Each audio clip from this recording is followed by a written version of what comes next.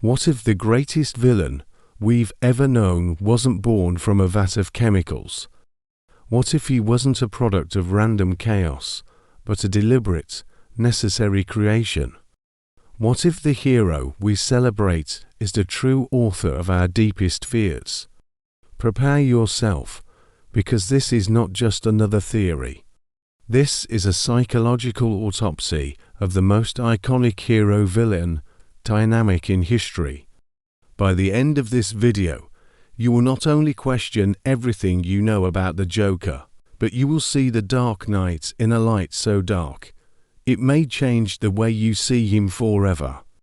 We are about to uncover the terrifying possibility that the Joker is not Batman's greatest enemy, but his greatest, most tragic, and most deliberate creation. To understand the lie, we must first journey back to a world before the laugh. A Gotham city steeped in a familiar kind of darkness. Before the chaos, there was corruption. The evil was quantifiable. Its architects known. Men like Carmine Falcone and Sal Maroni ruled the city with a predictable iron fist. Their motives were as old as time itself: money, power, control. They were gangsters, mobsters who operated within a twisted, yet understandable, code of conduct. They were a cancer, but a cancer that could be diagnosed. Into this world of organized crime, a new force emerged. Batman. He was not a detective. He was a surgeon, cutting out the disease with brutal efficiency. He was a creature of logic, a force of pure, focused order, imposing his will on a lawless world. He used fear, but it was a calculated fear. He was a symbol designed to dismantle the very foundation of Gotham's underworld. And for a brief, fleeting moment, it seemed to work. The old guard began to crumble. The mobsters who had held the city hostage for decades were finally running scared. But in his logical, obsessive quest for order, Batman failed to understand a fundamental law of nature. When you introduce a new apex predator into an ecosystem, you don't just change the rules. You force everything else to evolve. Batman's success was his original sin. By systematically shattering the organized crime families, he didn't eliminate evil. He decapitated it. He created a power vacuum. The old world of predictable greed was gone, and the game was now wide open for a new kind of player. But the true change was far more profound. With every shadow he appeared from, with every theatrical takedown, Batman introduced a new language into the war on crime, the language of symbolism. He was no longer just a man, he was an idea. He brought myth and legend into the back alleys of Gotham. He showed the city that one man, driven by an idea, could bend the city to his will. He proved that a symbol was more powerful than a mob boss.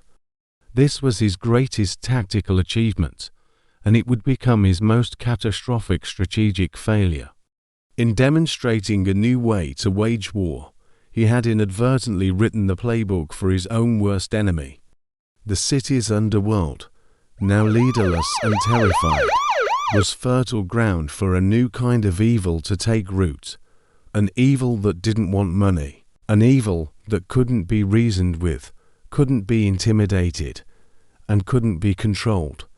Nature abhors a vacuum, and Gotham S was about to be filled by something the likes of which the world had never seen.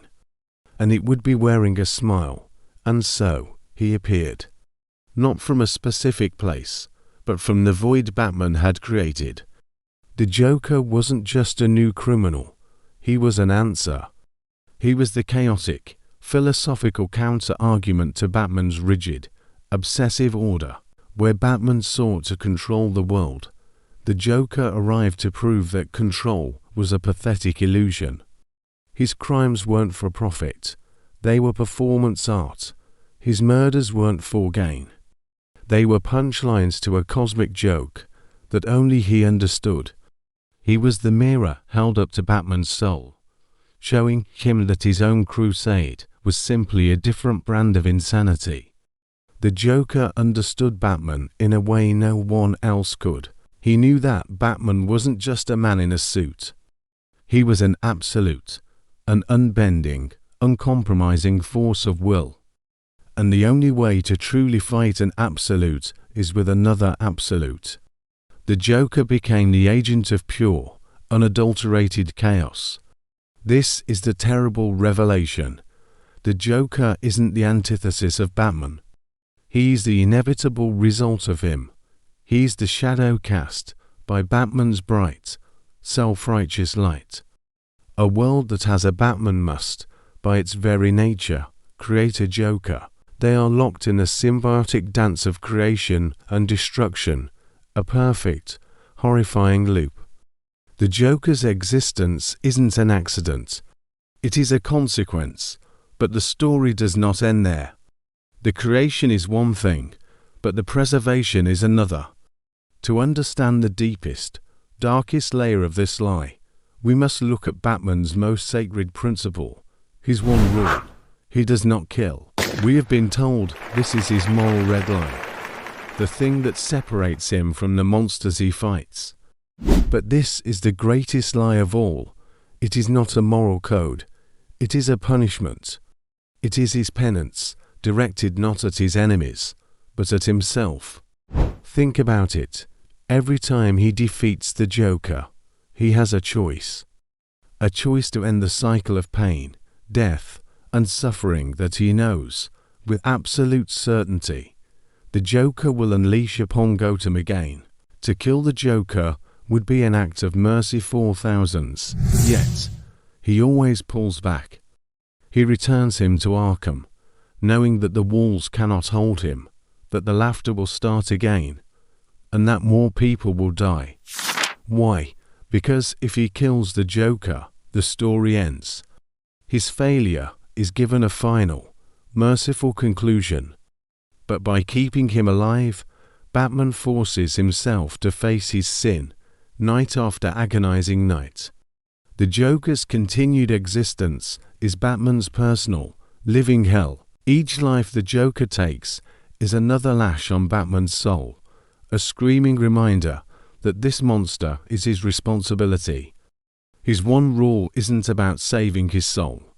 It's about ensuring his own perpetual torment.